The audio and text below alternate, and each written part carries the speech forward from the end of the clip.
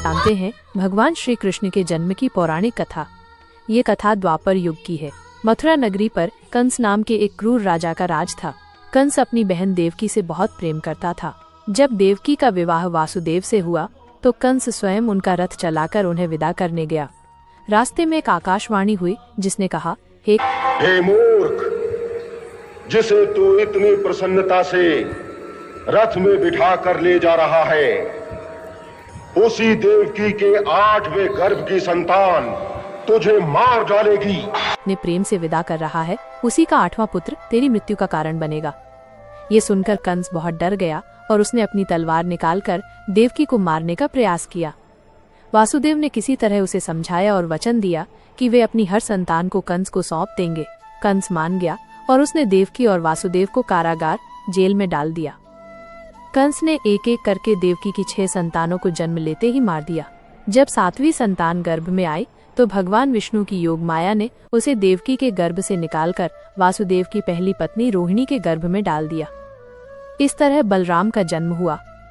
आखिरकार भाद्रपद मास की अष्टमी तिथि की आधी रात को जब चारों ओर घनघोर बारिश हो रही थी, रोहिणी नक्षत्र में कृष्ण का जन्म हुआ। उनके जन्म लेते ही कारागार की कोठरी में एक दिव्य प्रकाश फैल गया। अचानक सभी सैनिकों को गहरी नींद आ गई और जेल के ताले और दरवाजे अपने आप खुल गए। भगवान कृष्ण के जन्म के बाद वासुदेव ने उन्हें कंस से बचाने के लिए गोकुल ले जाने का फैसला किया। उन्होंने कृष्ण को एक टोकरी में रखा और सिर पर रखकर यमुना नदी को पार करने के लिए निकल पड़े।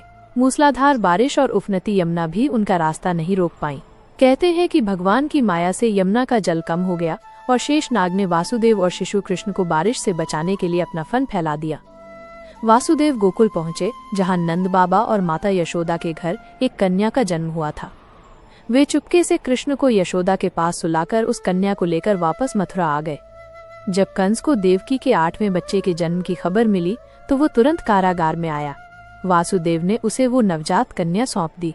कंस ने जैसे ही उस कन्या को मारने के लिए उठाया, वो उसके हाथ से छूटकर आकाश में उड़ गई और देवी योगमाया के रूप में प्रकट हुई।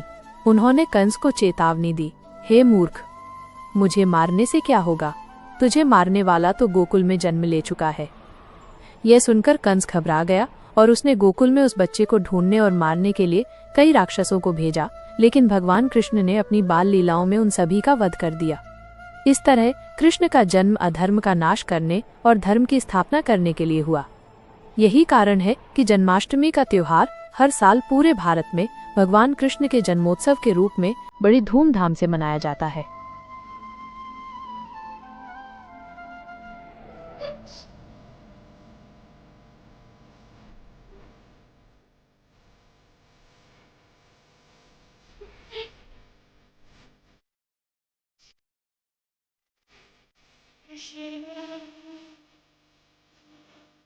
I'm